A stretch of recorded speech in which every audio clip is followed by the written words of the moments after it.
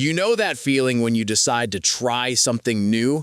Not just thinking about it, but actually stepping into the room, logging into the class, or picking up the tool, and suddenly your skin feels like it's made of tracing paper.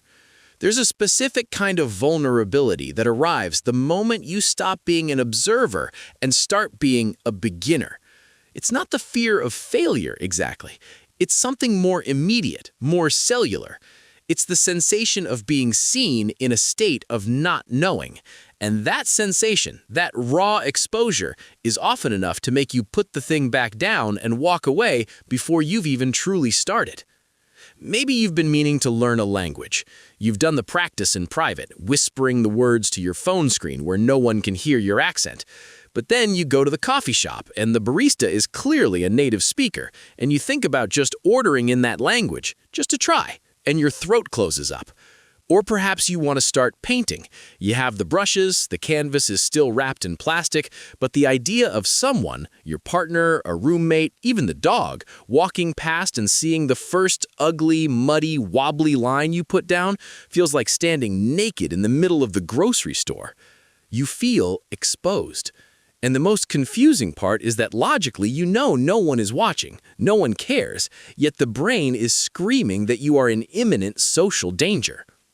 This is not a sign that you lack courage. It's not a character defect.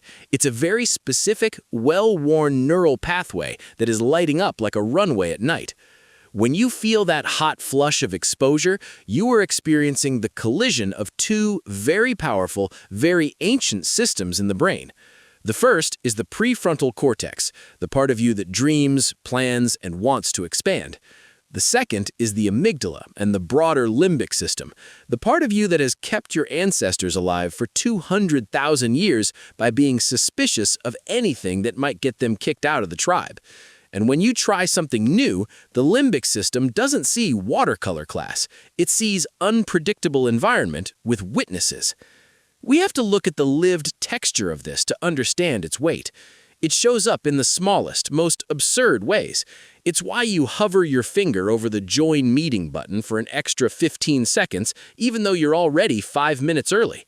It's why you read the entire comments section before daring to ask a question in a forum for a hobby you just picked up.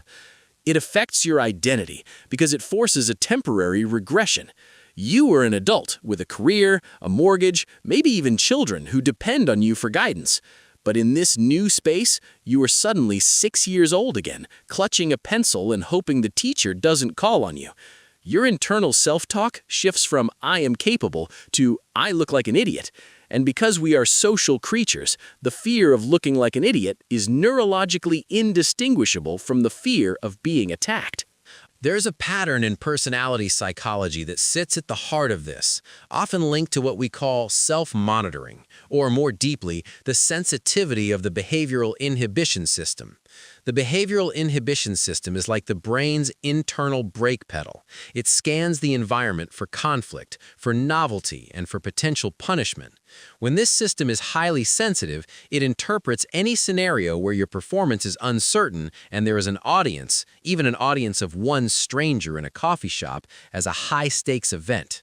It's not that you are weak, it's that your brake pedal is made of very sensitive steel. It stops the car at the first hint of a yellow light, while other people seem to speed right through. But here is where the reframe becomes necessary, the part where you can breathe out just a little. You are not broken. In fact, the mechanism that makes you feel exposed is the exact same mechanism that makes you a careful friend, a thorough thinker, and someone who reads the room well. That acute awareness of how you might be perceived isn't a glitch in your software. It's a feature that has been dialed up. When you were a child, you learned that being observant of others' reactions kept you safe or connected. Maybe you had a parent who valued competence above all else, so being bad at something was met with a sigh or a correction. Or maybe you just had the wiring for high empathy from the start. Whatever the origin, the pattern is an adaptation. The brain built a fortress around your ego because it believed, and perhaps once it was right, that a bruised ego was a lethal wound. Now, in adulthood, that fortress has become a bit of a prison when it comes to growth, but it was built with the intention of protection. You are not hiding because you're lazy or unadventurous. You're hiding because a part of you is still trying to make sure you survive the winter. Let's pull back the curtain on the psychological mechanism so you can see why this feels so physical. There is a structure in the brain called the anterior cingulate cortex. Think of this structure as the brain's discrepancy detector. Its job is to constantly compare what is happening right now with what you expected to happen. When you are an expert at something, this detector is quiet. The world matches the model in your head. You type an email, you know where the keys are, you know how the sentence will end. Peace. But when you try something new, this detector goes haywire. You expected to draw a straight line, and instead it looks like a seismograph during an earthquake. The discrepancy is huge. The detector fires an alarm directly to the amygdala, which releases a small drip of cortisol and adrenaline. That's the heat in your face. That's the tightness in your chest. But wait, there's another layer. Why do we feel it more when people are watching? That's the mentalizing network, sometimes called the default mode network when it's turned inward. This network is a cluster of regions that includes the medial prefrontal cortex and the temporal parietal junction. It is the machinery we use to think about what other people are thinking. It's our mind-reading hardware. When you're alone in your room trying to play guitar, the discrepancy detector is still annoyed by the bad sound, but the mentalizing network is mostly offline. You can just be bad in peace. But the moment you imagine someone hearing you or the moment someone actually walks by, that network boots up like a supercomputer. It starts running simulations. They think I'm tone deaf. They think I'm a fraud for even owning a guitar. They are judging the way I'm holding my wrist. And here's the thing that makes this so difficult to shake. The brain processes these imagined judgments with almost the exact same neural real estate as it processes a real physical threat. The metaphor that works here is the spotlight versus the floodlight. Usually, your attention is a spotlight. You aim it at the task. But when you feel exposed, the mentalizing network turns on a floodlight that illuminates you as the object of attention. You become the thing being watched, and the task becomes secondary. You lose motor fluidity because your brain's bandwidth is now occupied by the audience in your head. That brings us to a way of moving through this that isn't about just getting over it or thinking positive. It's about working with the architecture of the brain, not against it. There are principles, not just platitudes, that can recalibrate the relationship between the discrepancy detector, the amygdala, and that vigilant mentalizing network. The first principle is to reduce the discrepancy load before you even begin. This is called establishing a shame-free baseline. The brain's alarm system is triggered by the gap between expectation and reality. If you expect to sound like the person on the recording, your discrepancy detector will be in a constant state of red alert. What you do instead is deliberately lower the bar to a place that feels almost ridiculous.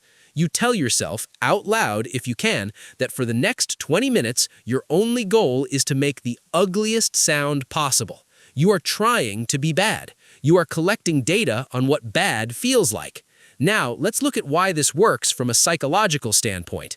In neuroscience, this is a form of cognitive reappraisal that shifts the goalpost from the prefrontal cortex's ideal outcome to the limbic system's safe, predictable one. If your stated goal is to be clumsy, then clumsy is not a discrepancy. It's a success. The detector goes quiet. The threat signal stops. Let's ground this in a real-life example. You want to learn to cook, but you're terrified of ruining expensive ingredients. Instead of trying to make a perfect carbonara, you give yourself a different task entirely. You decide that you are going to intentionally burn one piece of toast and then eat it just to know what burnt toast tastes like in this new pan. You've just hacked the exposure. There is no audience for burnt toast. The pressure vanishes, and in that vacuum, skill can actually start to accumulate because the brain is no longer flooded with cortisol. The second principle is to close the audience loop. The mentalizing network is running wild because it's guessing. It's a hungry, insecure novelist writing the worst possible story about what everyone in the room is thinking about you.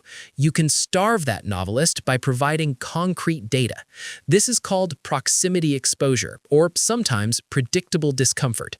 You expose yourself to the new thing in the presence of others, but you remove the performance aspect entirely. You don't try to speak the new language to the barista, you just stand in line and listen. You let your brain hear the sounds in a real context, while you are safe in your silence. And here is why this works on a neurological level. This is habituation. The amygdala learns through experience, not logic. If you stand near the thing that scares you and nothing bad happens, no one points, no one laughs, the amygdala begins to re-weight the risk. It updates the file from danger social exile to mundane coffee shop sounds. The mentalizing network gets bored and goes into standby mode. Let's bring this into a concrete, real-life scenario. You want to start going to the gym, but the idea of being the new person is paralyzing. You go the first 3 times just to walk on the treadmill for 10 minutes and then sit in the locker room scrolling your phone. That's it. You are not there to get fit yet. You are there to teach your nervous system that the gym is just a building with weird smells and clanking metal, not a coliseum of judgment. Over 3 visits, the brain stops seeing it as new thing plus people and starts seeing it as environment plus people equals safe. The third principle involves the concept of returning to the sensory object. When the floodlight of self-consciousness hits, you have about a 3 to 5 second window before the spiral of "everyone is looking at my hands" takes over. In that window, you have to yank the brain out of the default mode network and shove it, gently but firmly, into the task-positive network. The task-positive network is the part of the brain that lights up when you are actually doing something physical and precise. It's the anti-anxiety network. You do this by asking a sensory question, not a social one. Instead of, "Do I look stupid?" you ask, "What does the edge of this brush feel like against the grain of the paper?" Or, "What is the exact vibration of this guitar string against my thumb?" Now let's understand why this works psychologically. The brain cannot be in both modes at once with high intensity. It's like trying to read a book and have a heated argument at the same time. By focusing on a micro sensation, temperature, texture, resistance, you force the prefrontal cortex to route traffic away from the social panic department and toward the motor control department. Let's see this play out in a real-life example. You're at that first yoga class, and you feel like everyone can see your shaking legs. The floodlight hits. You immediately shift your attention to the exact spot where the mat touches your heel. Is it warm? Is there a little grain of dust there? It sounds almost too simple, but within seconds, the room stops being a gallery of critics and just becomes a room. The feeling of exposure recedes because you have removed the watcher from the equation. The fourth principle is the integration of micro-identity. Most of the pain of exposure comes from the chasm between who we think we are, competent, in control, and what we are currently doing, flailing. To bridge this chasm, you create a temporary, low-stakes identity for the duration of the learning. You don't say, "I am learning piano," that's too heavy. You say, "For the next 10 minutes, I am just a person who presses keys to hear what they sound like." This is behavioral activation through identity shielding. By creating a small, specific role, you protect your global sense of self. If piano experimenter sounds bad, that's fine. It's just an experiment. You, the capital Y you, are safe. And if we look at why this works in terms of cognitive science, it reduces cognitive dissonance.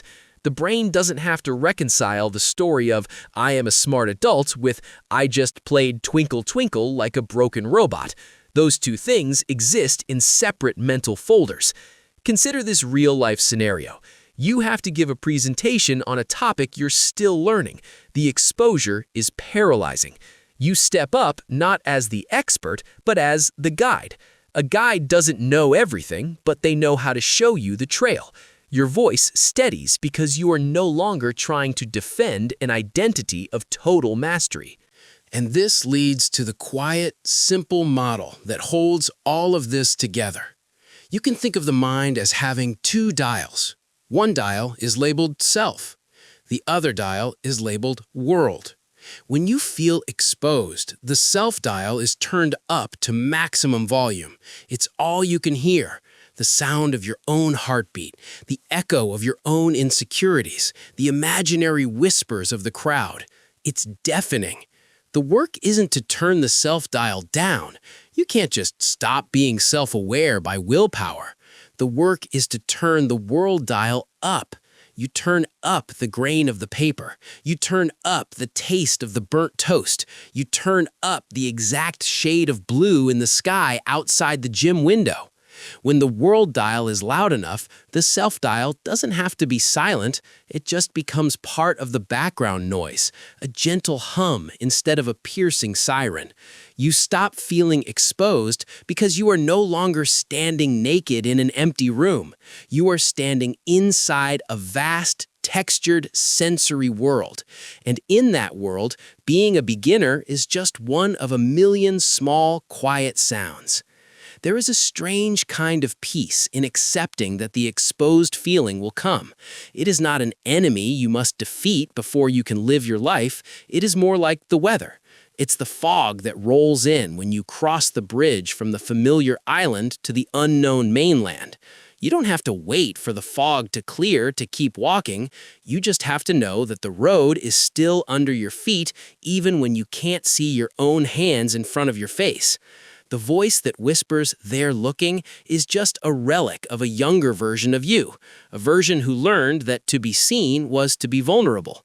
And that younger you was right. It is vulnerable. But that younger you didn't yet know that vulnerability is not the same as weakness.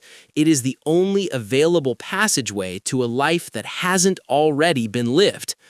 And maybe, in the end, the goal isn't to stop feeling exposed. Maybe the goal is to get so interested in the thing you are making, the sound you are hearing, or the word you are about to say, that you simply forget to check if anyone is looking. The feeling of exposure fades not when you prove you are good, but when you prove to yourself that you are safe. You are safe in the not knowing. You are safe in the mud of the first try. The world is turned up, and you are in it. And for a moment, the only thing that matters is the weight of the brush, the sound of the key, or the quiet, steady rhythm of your own breath. And that is enough. That is where everything starts.